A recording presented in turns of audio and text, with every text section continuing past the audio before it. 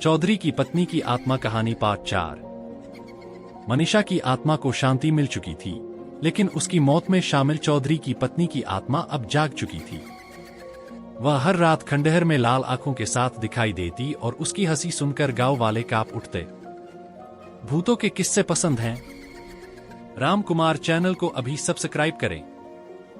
नई और डरावनी कहानियों के लिए घंटी दबाना न भूलें।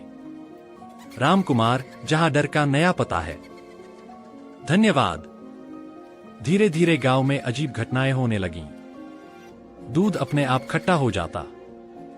छोटे बच्चे आधी रात को उठकर किसी अदृश्य औरत से बात करने लगते।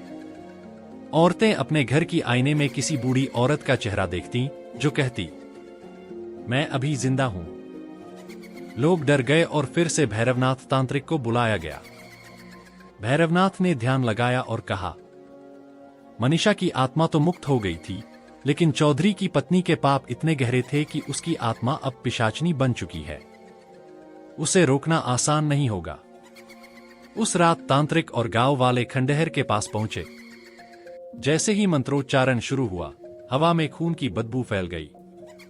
अचानक मिट्टी फटने लगी और उसमें से एक लंबी, हड्डी जैसी उंगलियों वाली औरत बाहर आई। उसका चेहरा जलकर काला हो चुका था, लेकिन आंखें लाल कोयलों जैसी चमक रही थी। वह चीखते हुए बोली, मनीषा तो मर गई, लेकिन मैं अभी जिंदा हूं, और मैं इस गांव की हर लड़की को वही दर्द दूंगी जो मैंने उसे दिया था। इतना कहकर उसने गांव की एक युवती को अपने पास खींच लिया। युवती दर्द से चीखने लगी। भैरवनाथ ने तुरंत मंत्र पढ़कर त्रिशूल उस औरत की तरफ फेंका, लेकिन इस बार त्रिशूल हवा में ही जलकर राख हो गया। भैरवनाथ की आंखों में डर साफ दिख रहा था। यह आत्मा अब किसी इंसानी शक्ति से नहीं रुकेगी। इसके लिए बलिदान देना पड़ेगा। गांव वाले घबराकर पूछने लगे, कैसा बलिदान? भैरवनाथ बोला, कोई ऐसा व्यक्ति जिसकी आत्मा निर्दोष और पवित्र हो। उसे अपनी जान देकर इस पिशाचनी को कैद करना होगा।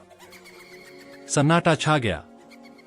सबकी नजरें गांव की उसी युवती पर गईं, जिसे अभी बचाया गया था। गांव के बीच सन्नाटा पसरा था।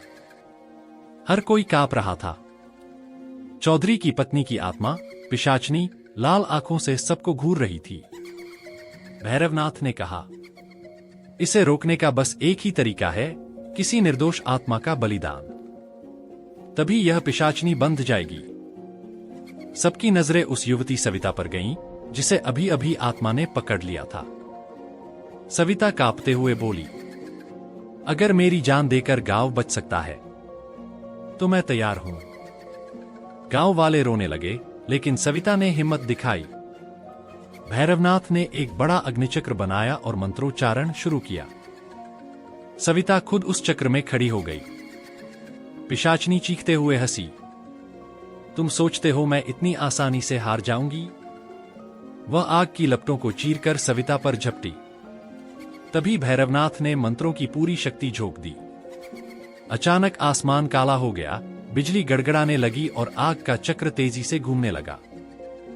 सविता ने आंसू भरी आंखों से कहा, मनीषा दीदी, अगर आप सुन रही हैं तो मुझे शक्ति दीजिए। अचानक हवा में पायल की छन छन गूंजी। मनीषा की आत्मा सफेद रोशनी के रूप में प्रकट हुई। उसने सविता का हाथ पकड़कर कहा, डर मत बहन, मैं तुझे बचाऊंगी, लेकिन तेरे बलिदान से ही यह खत्म होगा। दोनों आत्माएं, मनीषा और सविता, मिलकर पिशाचनी पर टूट पड़ी। आग की लपटें आसमान तक पहुंच गईं।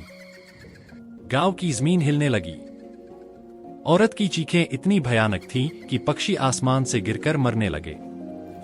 आखिरकार एक जोरदार धमाके के साथ पिशाचनी आग में जलकर राख हो गई। सविता की भी चीख निकली और उसका शरीर वहीं गिर पड़ा, लेकिन उसके चेहरे पर दर्द नहीं, बल्कि मुस्कान थी।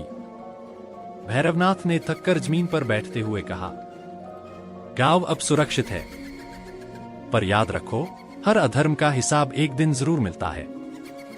गांव वाले रोते हुए सविता के बलिदान को याद करने लगे। उन्होंने उसी खंडहर की जगह एक मंदिर बनवाया, जहां हर साल सविता और मनीषा की पूजा की जाने लगी। लोग कहते हैं मंदिर के पीछे की हवेली से अब भी कभी कभी औरत की धीमी हंसी सुनाई देती है, मानो पिशाचनी पूरी तरह नष्ट नहीं हुई हो। तो दोस्तों, कैसी लगी आज की कहानी? अगर आपको डरने में मजा आया तो राम कुमार चैनल को अभी सब्सक्राइब करें और घंटी दबाना न भूलें ताकि हमारी कोई भी नई और डरावनी कहानी आपसे मिस न हो। मिलते हैं अगली बार एक और नई वीडियो में। थैंक यू मेरा वीडियो देखने के लिए।